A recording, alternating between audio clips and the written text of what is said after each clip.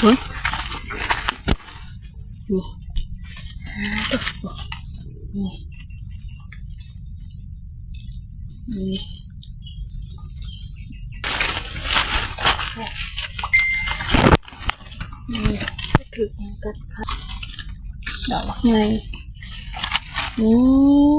อ่ะน้องแมวนี่เหยียบนี่เหยียบเจ้านี่มันฮ่าโอ้ยสองพี่น้องสุดเฮ็ดได้ดีแม่เอ็กซี่มื้อนี้ต้องมาจ้ะมาหาเฮ็ดกับเอิ้นมี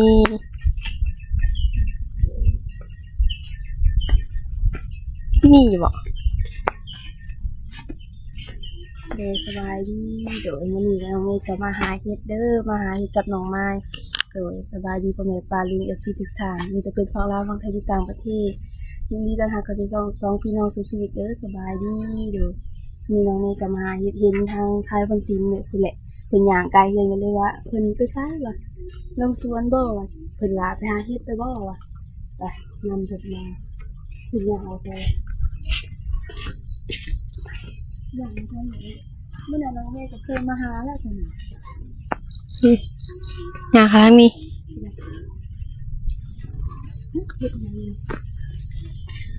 พี่เบื่อเพราะว่าฝนตกดูด้วย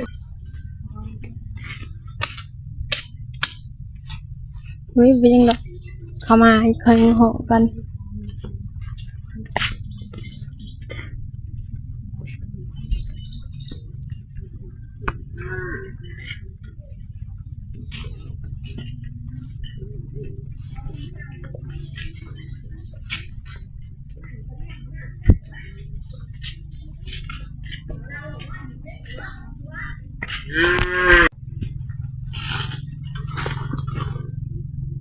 ห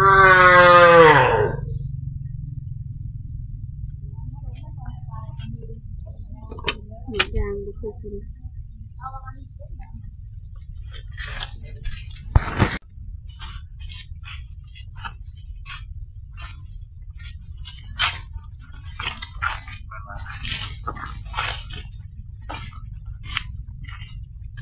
เหนียวไปนะคุณ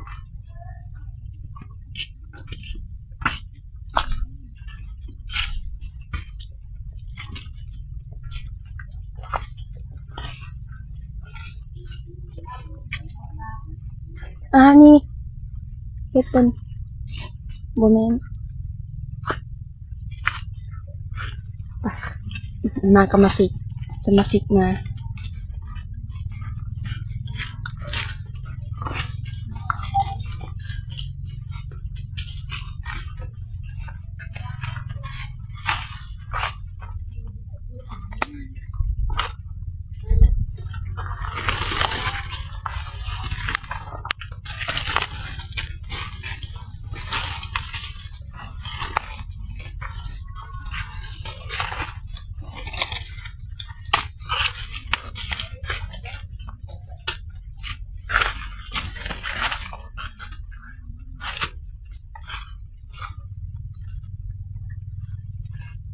ขดท้ายอยู่บนต้นยาง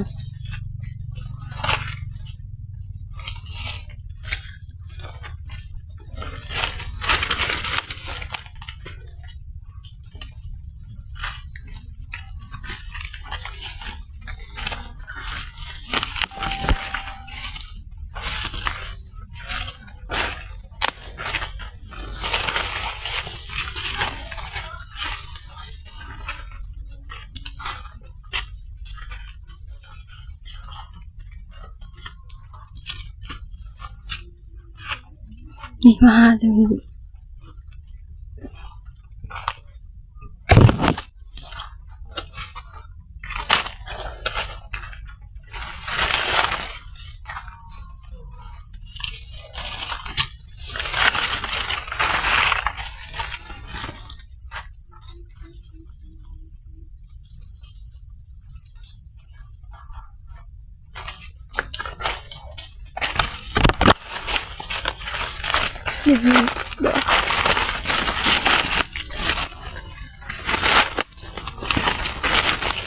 นี่เห็ดนี่กินได้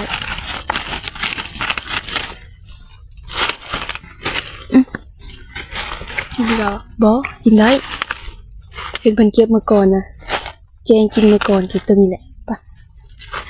ม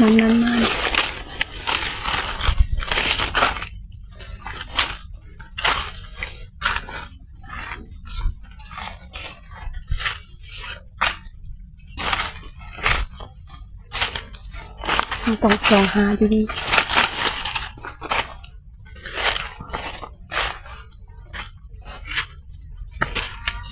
มันเป็นเห็ดพิษบูอ่ะ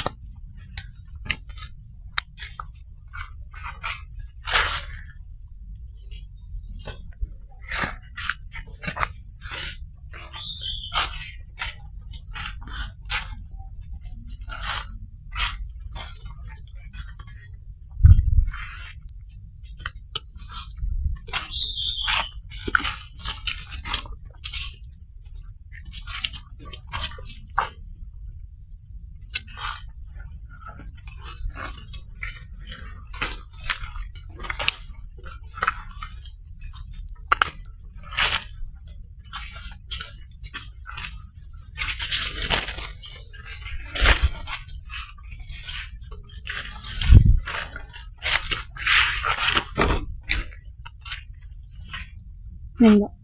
เบิ่งเด้อบางทีเห็ดละงงมันออก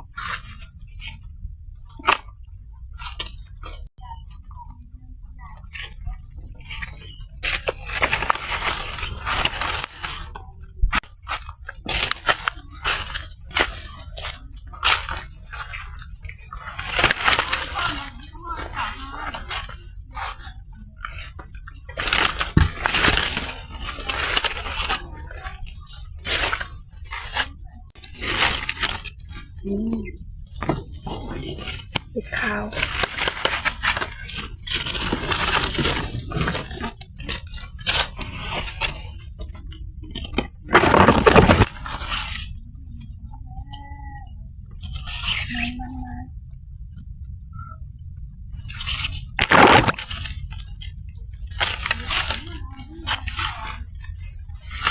เคี้ยว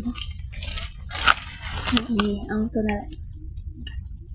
เคี้ยวบังลูกนี่เบิ่ง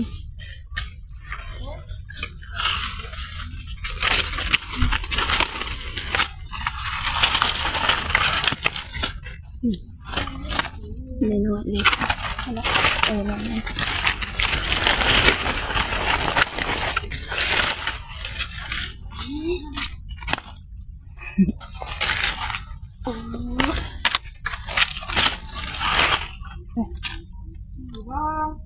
ได้อยู่ได้จัก2-3 ดอกได้อยู่บ่เจ้าเลย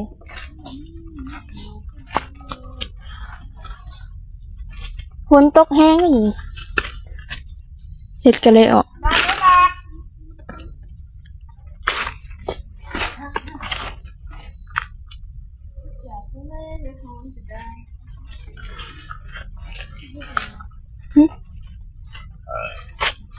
ไม่ใช่เป็นเห็ดนี่อีกเหมือนเท่ากันเห็ดผึ่งไว้ถ้าตัดออกแล้วดิเอาละ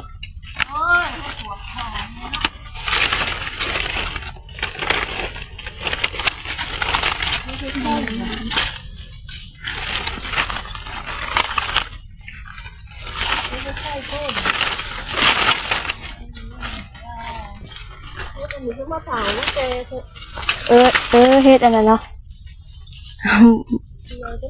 เฮ็ดไข่บ่แม่นเนาะ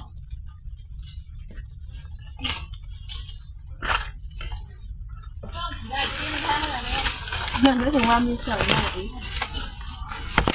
มันออกบ่ได้บ่โหดีสุดเลย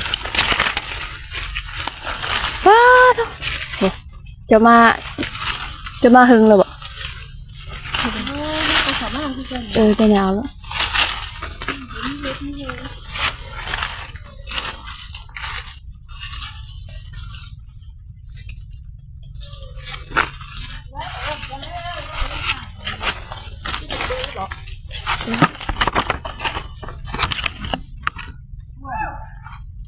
ไม่ได้ปูได้ที่ทะเล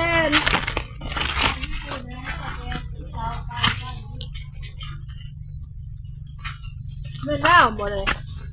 ไม่ว่าชุดยีเขียวก็จ้ะ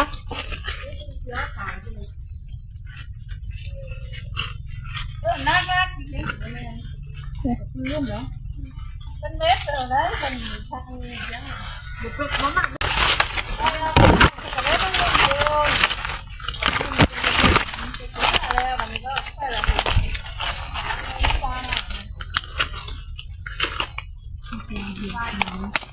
หมักยางลายนี้นะถ้าบ้านเพิ่นนะมีลาย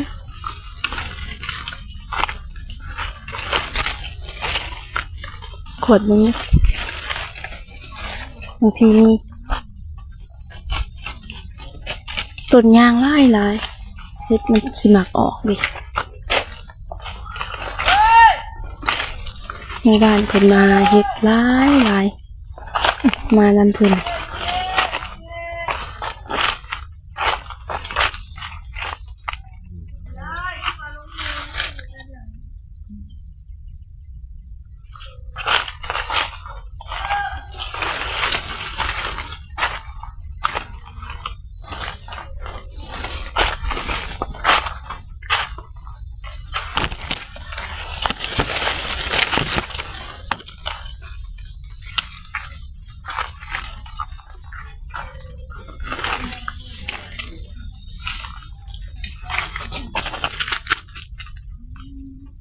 ว้าตัวเกิดเหยียบเพิ่นเหยียบไปได้นี่นะนี่เห็ดขาวอันนี้ของขาดฮะได้ยี่บ่เห็ด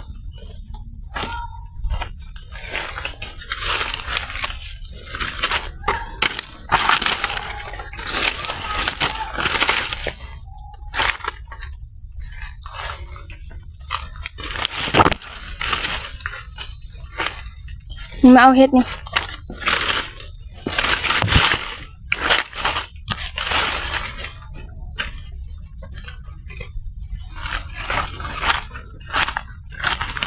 เพิ่นคือบ่ปะเพิ่นเอาเห็ดบ่วะบุปลามาเลยฮะ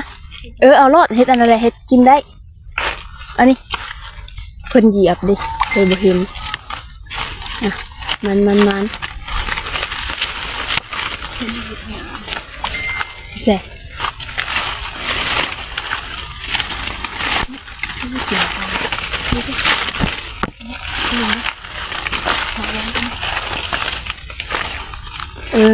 เห็ดน้ำหมอกน้ำหมากแมงมันกินเลยนี่2 ดอกนี่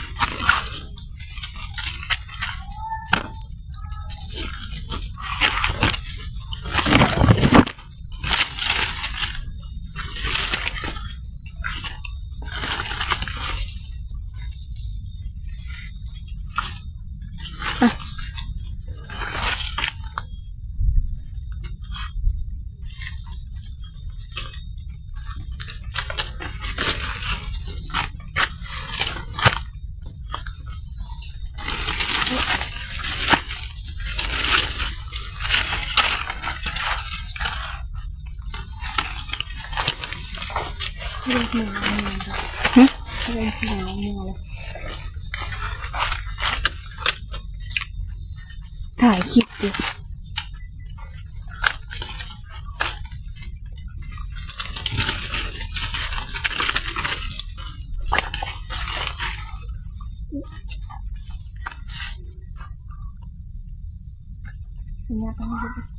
ป่ะอยากไปน้ำพันป่ะ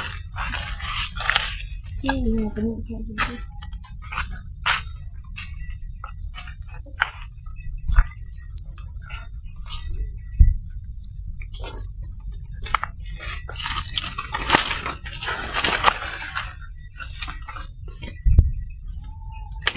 เอ้ย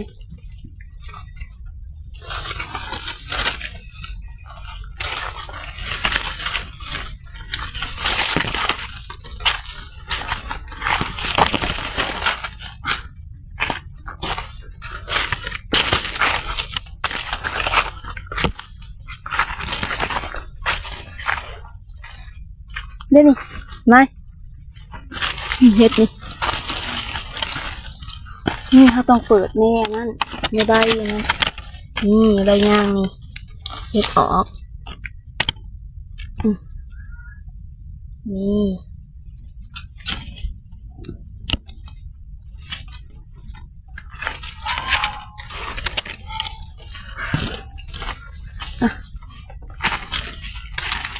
เบิ่งคือทางหลุมนะยันเพิ่นเตะ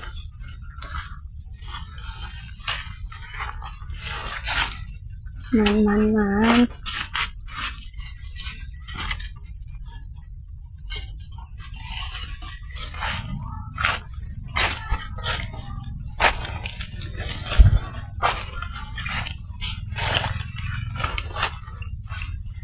เด่นนี่ในพ่น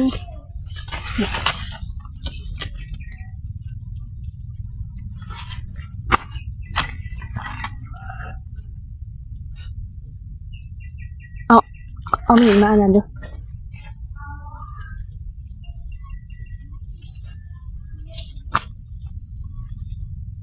ที่ละโง่บอก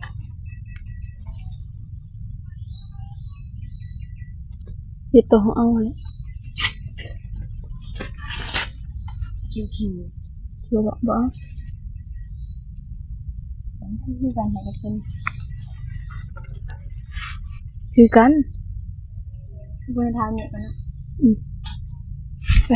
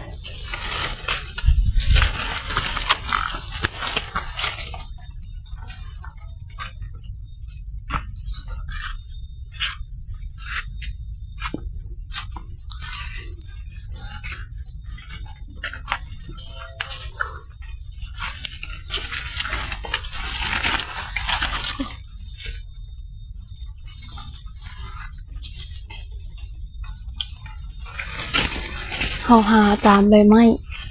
มันมักจะออกตามไม้ใส่ลง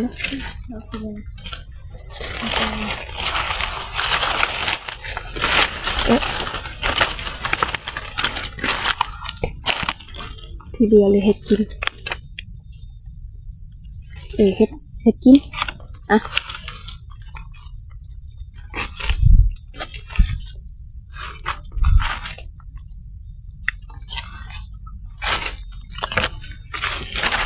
เห็นต้นย่างเลยนะ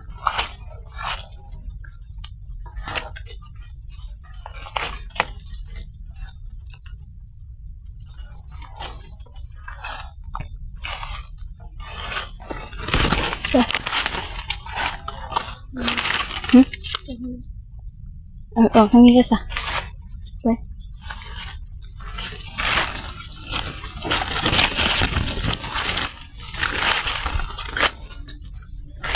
เห็ดละโง่ยังบ่ทันออกบ่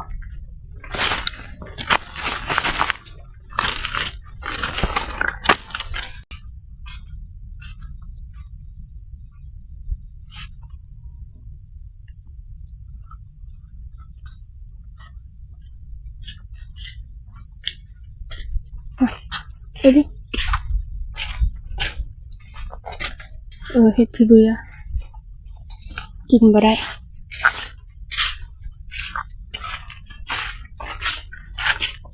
มียินดีที่นะหายหน้ามาตึกหนึ่งว่าสิอาเขาจะมาห้องทองก่อนคือพยายามประทันเพิ่นให้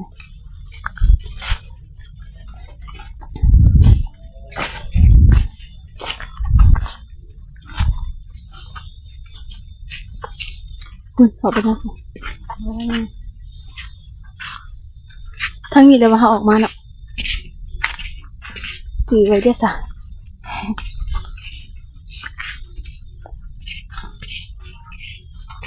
เขาเป็นยังไง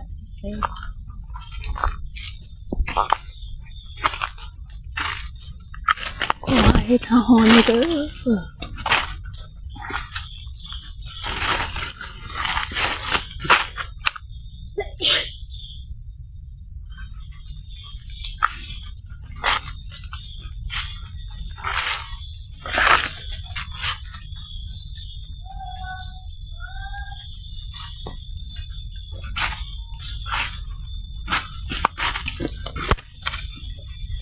ใครเนี่ยอันนั้นเป็นเห็ดเบื่อแต่เห็ดกินอะโหยบริยะ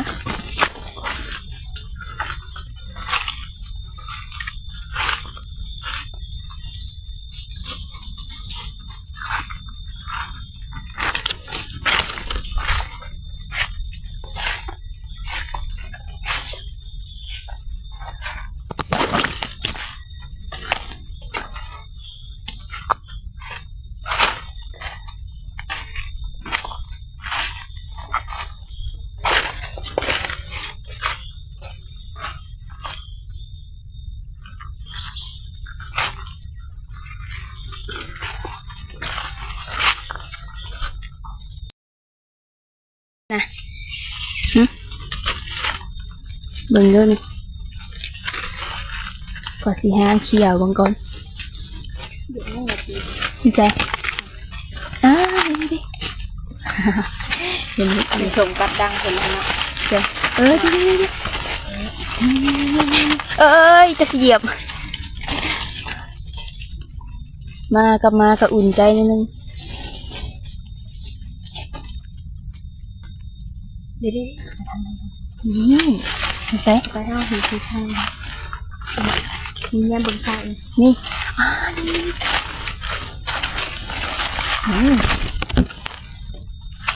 ปลาทบนี่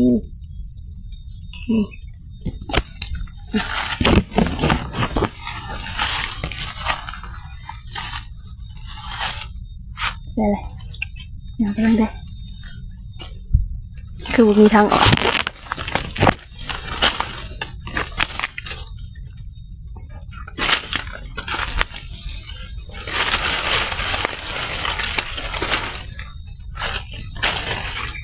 เดี๋ยวเห็นเลย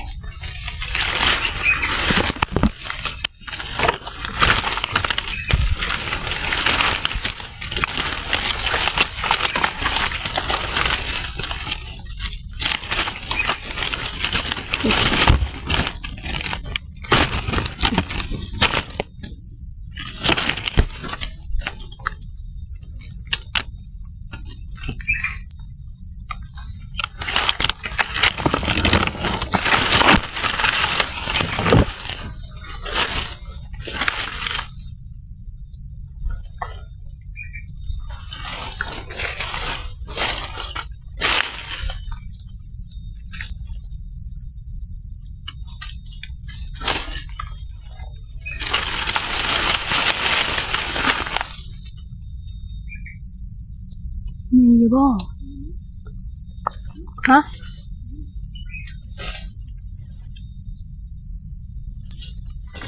คือยังเห็ดทางไหนจะยังดูก่อนคือยังเห็ดใหญ่จะยัง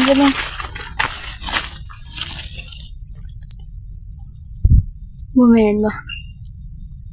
ข่อยตาฝาดข่อยตาฝาดก็ไปหาน้องไม้ก่อนละเอิญมาเลยได้เฮ็ดบ่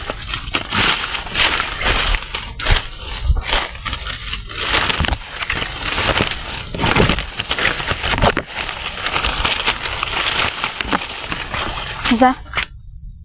ทางได้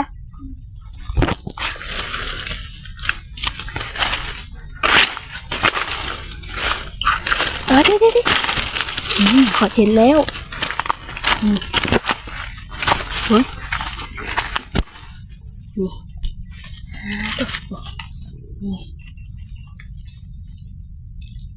นี่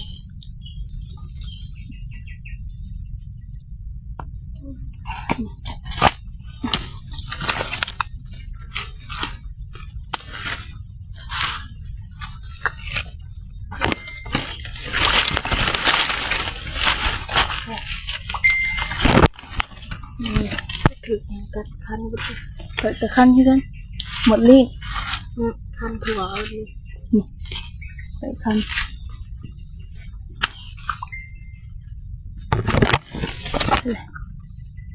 มันสิหมักอยู่ในต้นยาง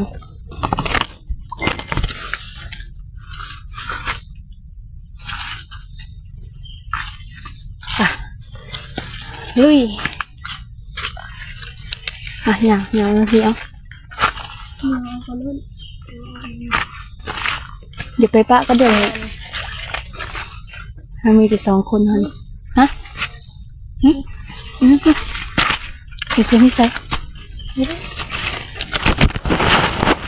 นี่ละบัวเห็ดบัวทันเห็ดผึ่งดิดอกไงเบิ่งลูกเหรอเบิ่งลูกไง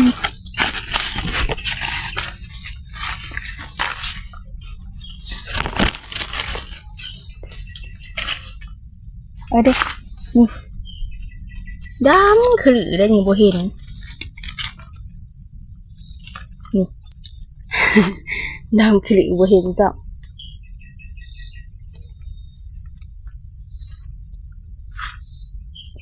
ดีได้วันนี้ไฟตาดีนะเอาเฮ็ดปวกบ่นะ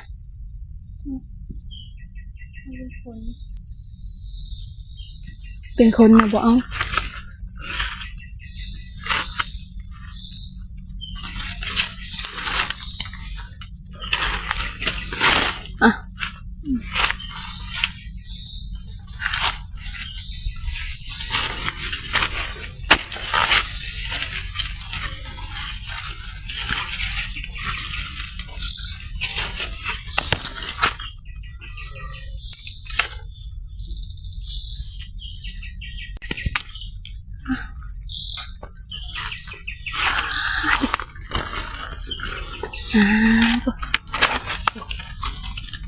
ดอกไงนี่น้องแม่เอาที่เอาไปเลยนะคะให้เพื่อนเอาเลย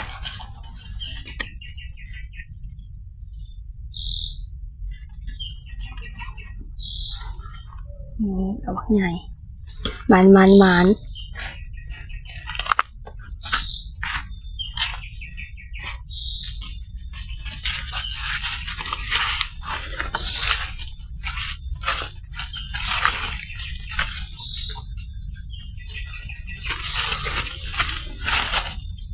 ริเวณ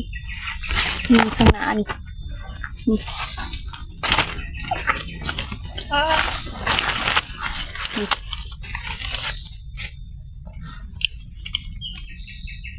นี่เหยียบนี่เกือบเหยียบเจ้านี่ใช่เลยนี่มันก็ให้2 ทีเนาะสุดเฮ็ดมันจะอยู่ในโพนเลยน้องเมย์เคยมาหาอยู่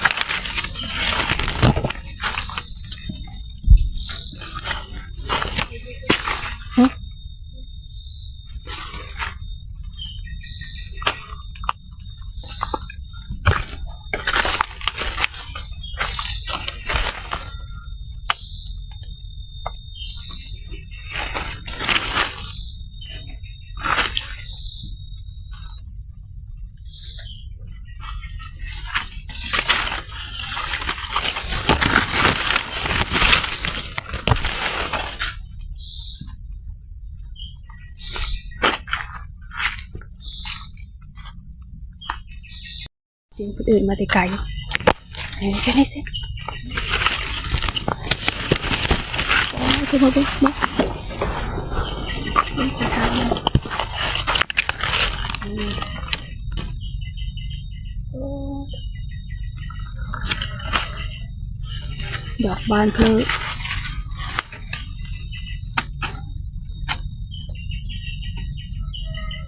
ระวังหัวขาด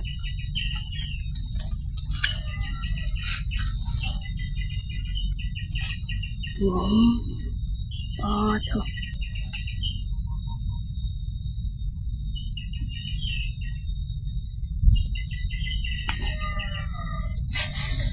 กำลังกินน้ำคนอื่นนะหิวบ่น้ำ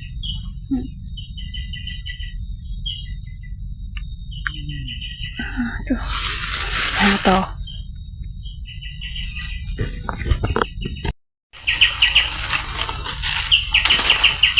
เด็กเห็นเขาไป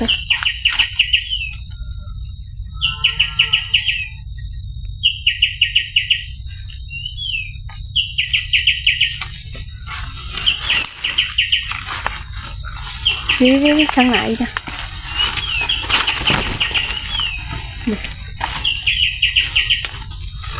เบิ่งในสกิลมาหาทางนี้ก่อน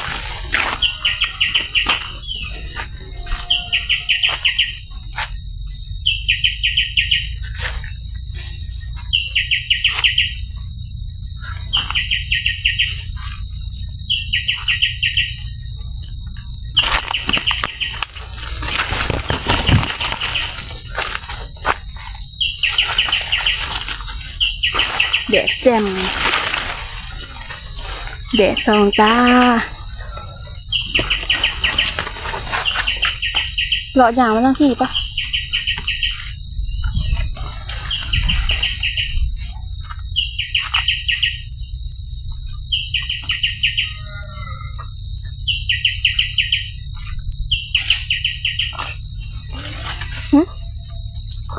เห็นอีกวะใส่ไปนี่ไปเบิ่งก่อน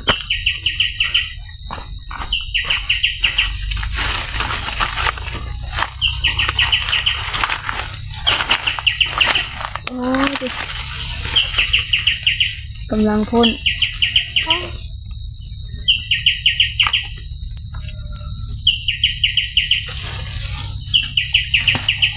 หื่นพอดีเลยพอดีจะเฮาบ่ฮู้บ่อนนั่นน่ะติ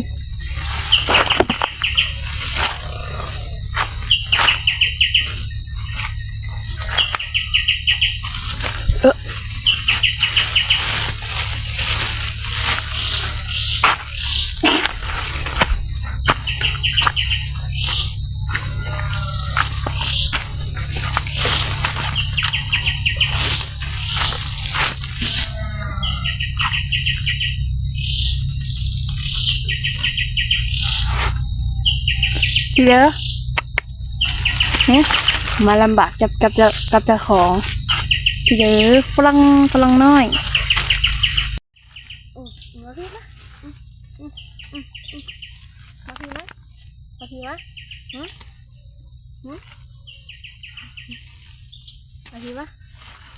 พี่มะ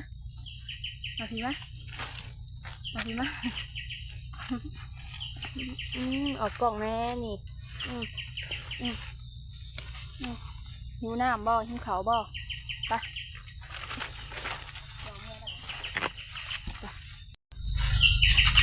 ไปกันต่อลุยสองเนาะแล้วก็กลับมาตัวหนึ่งมานำกันม่วน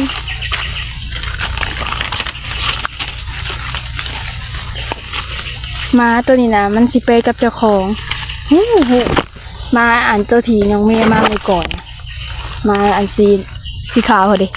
ติดการนะมันบุมามันจะกลับเมื่อ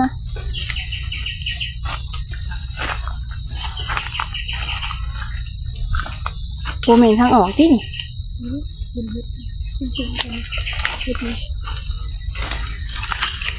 ที่เหลืองเนื้อเห็ดกินบ่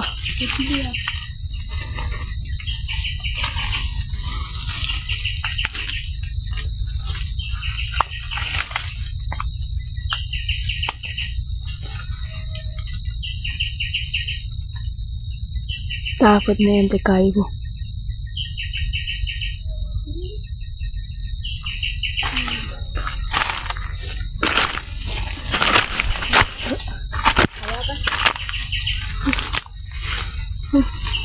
บ่แม่นติ แม่นน่ะดิ ไปเอา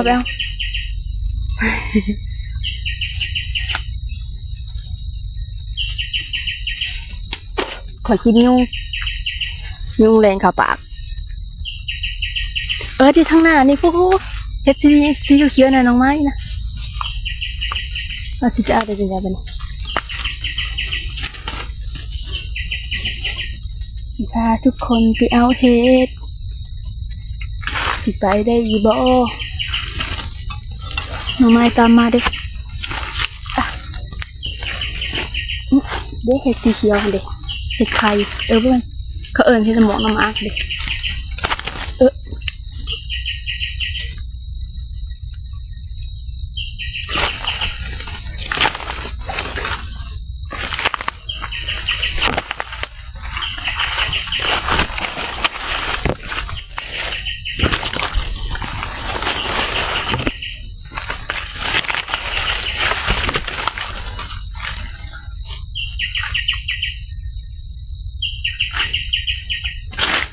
มาเห็นอยู่บ่นานเฮ็ดนี่นะเห็นบ่นะอาจจะว่าสิไปเอาหาเขาบ่ได้นะ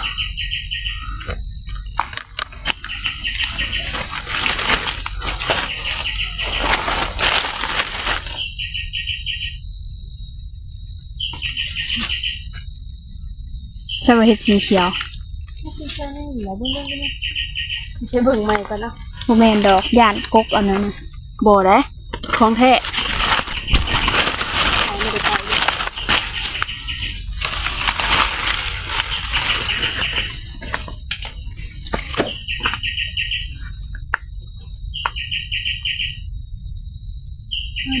เอาท้ายมาแล้ว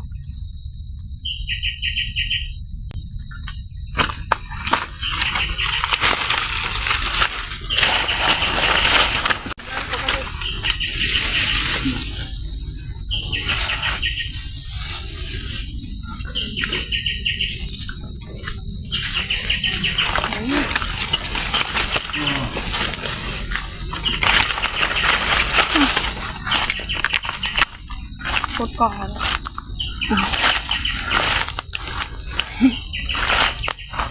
โอ้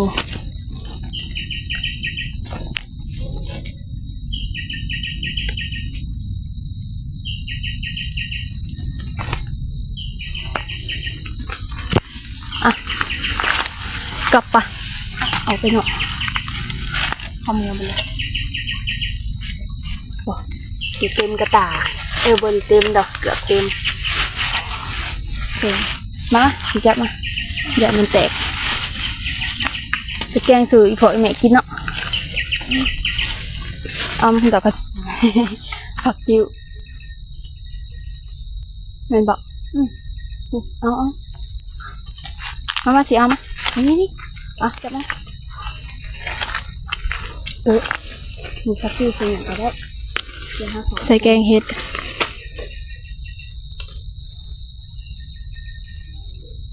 ทางในมาเป็นเครือหน่อยดิเด้เอามาสิเขาไปเอาเองมา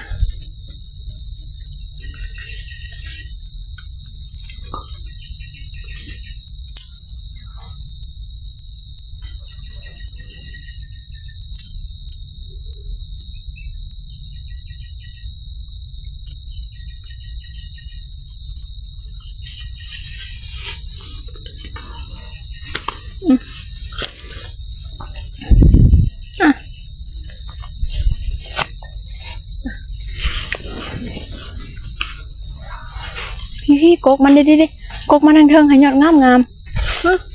เด้นะหมอยางพอละคุณนี่คือหอมกันดี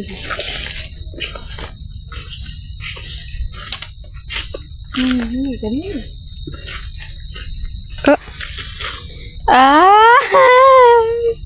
อีเจย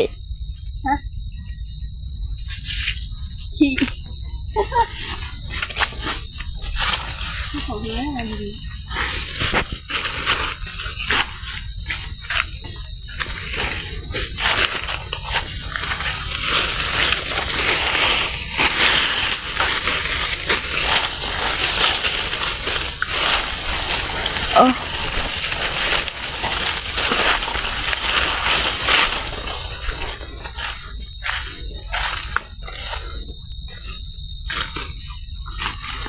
พี่นะเก็บผักติ๋วอยู่ไปหาเบิ่งผักติ๋วอยู่กลางทางเด้อ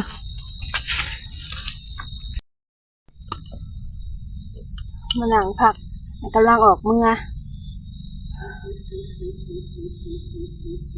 เบิ่งผักมือเก็บผักติ๋วก่อนจากสิเมื่อเก็บได้หนึ่งนี่ผักติ๋ว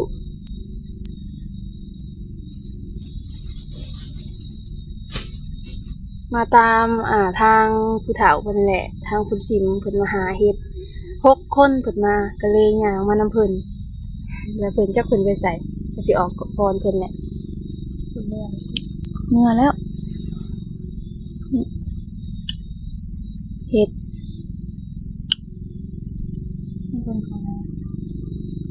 บ่เป็นไร